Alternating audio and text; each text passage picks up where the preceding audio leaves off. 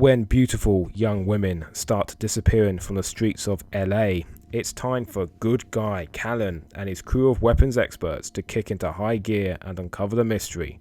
Granted incredible power by his ancient Celtic cross, Callan must fight to stop an immortal Viking from destroying mankind. Cross is a combination of urban crime thriller and early 2010s superhero fantasy. The reason why? To get around the film's low budget, I think. Whatever the reason, it was a welcome approach for me. As a direct-to-DVD connoisseur of such, I've seen enough cheap-ass CGI to last me a lifetime, and I'm glad the filmmakers of Cross left it in the hands of its cast for a change. Speaking of which, no one was really terrible in this, but the performances never rose above the TV movie, which I wasn't let down by, as the film's marketing reeked of that made-for-sci-fi channel aesthetic. However, there are some veteran character actors here who pull off the at times obnoxiously broad dialogue.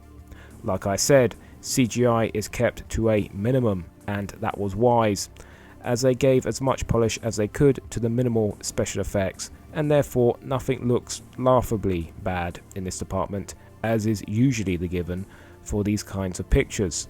Overall, nothing odd to report here, as Cross fits the bill as an under-demanding and adequately delivering TV movie level superhero affair that is put together more competently than most of its peers. Defeated on the battlefield by Thor, Loki is brought to Odin for justice, but by using his guile and trickery, Loki escapes to Earth. Thor pursues Loki, but in the journey he is rendered defenseless, awakening on Earth without his mighty hammer or his memory. Alone and disorientated, Thor must fight his way to Loki and prevent the overthrow of the universe. Otherwise known as God of Thunder, Dark Universe has quite a negative reception online, and I'm going to chalk that down to the less striking, more full-on battering similarities it has with Marvel's first two Thor films. Because it certainly isn't due to the film itself, which is not just above Asylum's efforts of a similar vein, it's also an exceptional piece within direct-to-DVD action films, I think. Sure, the lead shows little charisma, and there is barely any human drama to be found here, and the film overall lacks charm or wit.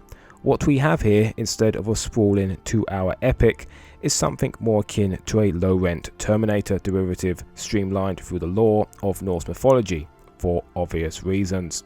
The result is genuinely one of the best mockbusters I have ever seen. One that actually puts in the effort to look the part, with some well-shot car action sequences and decent CGI for its budget, all filtered through a nice blue hue that replicates more the aesthetic of the studio films it's ripping off to greater effect than several other B-movies of its kind. This is modern-day low-budget cash-in cinema at its finest.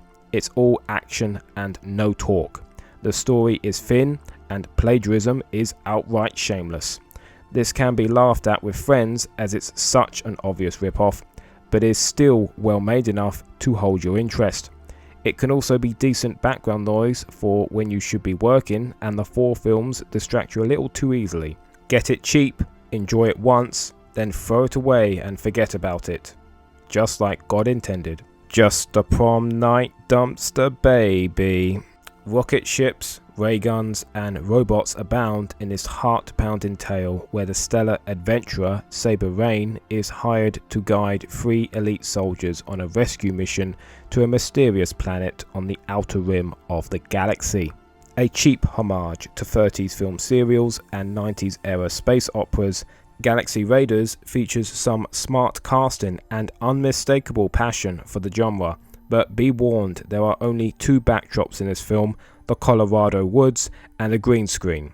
It is insanely cheap, and the prosthetics are almost flaunting in their unconvincing quality. You also have some lighting at moments, which is too dark in my opinion, and the CGI is fitting for the tone really. Yes, this film is cheap, but it's far from amateurish. I am very confident that the makers of Galaxy Raiders knew what they were doing, and the film is knowingly kitsch. It also achieves the mammoth task about not being obnoxious about that kind of shit. The best aspect really about this film is its tone. Very sincere. The film is at a perfect pitch in my opinion. But, self-awareness or not, the film does have its pacing problems. Its overly stately dialogue does wonders for exposition, which there is always plenty of need in sci-fi features, but too much of it, like here, and your engagement wanes and the time drags. The storytelling is very much in the 90s mini-series mode, and yeah, that's good for 20 minutes, but for 3 times that long, it outstays its welcome. What keeps Galaxy Raiders from falling off the wayside though is the small character moments, especially from Casper Van Dien, which, combined with some good costume design, makes for a lot of great world building. Could this turn into a series for Casper Van Dien? Well, the tone is definitely there, and I could see myself watching another one of these. Galaxy Raiders is cheap, sometimes slow, but is well-meaning, charming, and enthusiastic. It's a sci-fi B-movie that will definitely appeal to fans of 90s fantasy yarns.